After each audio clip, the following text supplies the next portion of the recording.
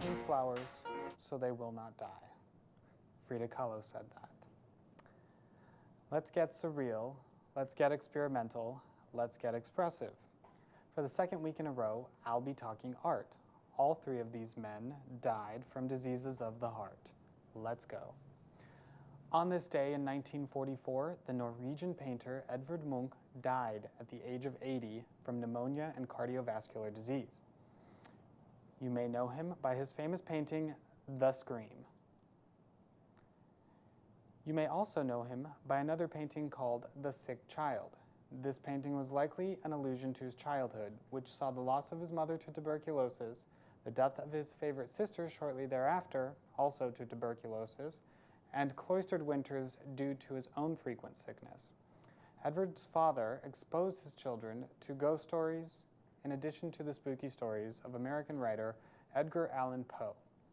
Despite Munch's father being a dedicated one, his strictly observed Christianity often overshadowed his affection. This dichotomy could easily account for Munch's exploration of some of the darker sides of psychology, later exhibited in many of his works, especially The Scream. The international, often primitive brushstrokes spoke to much of the anxious tendencies of the human psyche. That work, like this and inspired by this, would later be dubbed Expressionism.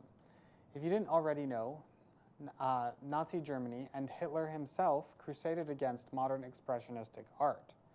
Hitler announced in 1937, "For all we care, those prehistoric, Stone Age, cultural barbarians and art stutterers can return to caves of their ancestors and they can apply their primitive and international scratching." Due to the bungled seizures of Europe's great art by the Nazis, Munch's work, and specifically The Scream, is known for its scattered and sketchy provenance or record of ownership. While many private art collectors purchased Munch's work back into Norway after the fall of the Third Reich, Munch's work continues to make art world news by getting stolen. In 2004, masked gunmen entered the Munch Museum in Oslo and stole two important works. Through extensive investigations and trials, the paintings were recovered in 2006. The two paintings were Munch's Madonna and, of course, The Scream. A month after his birthday, his Nazi-orchestrated funeral suggested to Norwegians that he was a Nazi sympathizer, a kind of alternative fact, when the truth is he was much more of a free agent. "From my rotting body, flowers shall grow, and I am in them, and that is eternity." Those were Munch's words.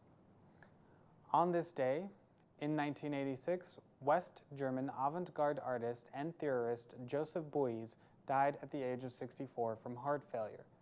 Beuys' extensive body of work principally comprises four domains: works of art in a traditional sense, meaning painting and drawing and sculpture and installations, performance, contributions to theory and art and academic teaching, and social and political activities. He was considered a member of the Fluxus movement, which was characterized by its happenings.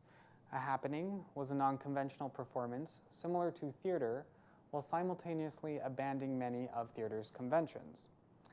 Happenings are where performance art took place.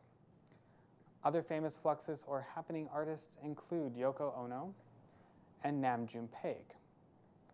One of the standout themes in Beuys' work was that of the artist as a shaman. Beuys thought that our vision of the world needed to be extended to encompass all of the invisible energies with which he thought we had lost contact.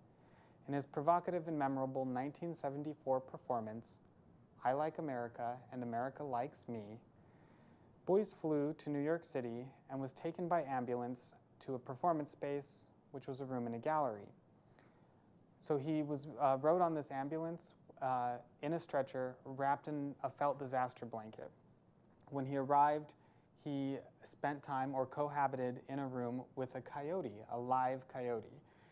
For 8 hours over 3 days, he spent time in there. He held a large shepherd's staff while he watched the coyote, and the coyote watched him. The coyote eventually shredded the disaster blanket to pieces. The performance required the adjustment of elements as the relationship between the two living subjects unfolded. This idea was very new to art at the time. So can you see how the interactions between Buoys and the coyote shed light on some of those invisible forces Buoys might have been talking about? At the end of the 3 days, Buoys hugged the coyote that had grown tolerant of him and was taken to the airport. Again, he rode in a veiled ambulance, leaving America without ever having set foot on the ground. As Buoys later explained, I wanted to isolate myself and insulate myself and see nothing of America other than the coyote. On this day, in 1989, extra famous surrealist artist Salvador Dali died at the age of 82. I'm feeling a little uninspired to educate you all on the Walt Disney of surrealist art, so here's a Salvador Dali animation that he made in collaboration with the Walt Disney Studio. Enjoy, and that was Sean C's Dead People. See you next week.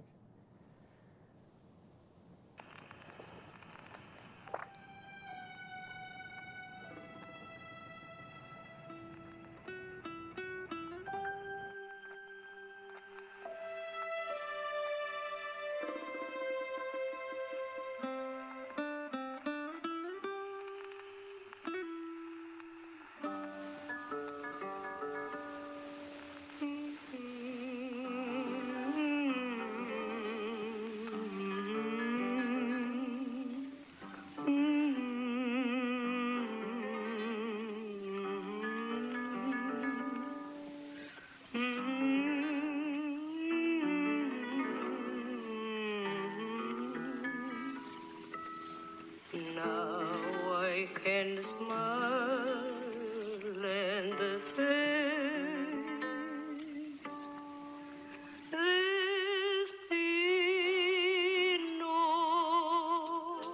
my heart was sad and lonely, and knowing that you only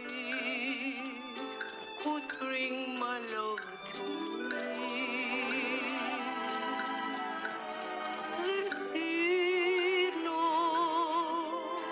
This heart of mine is free now.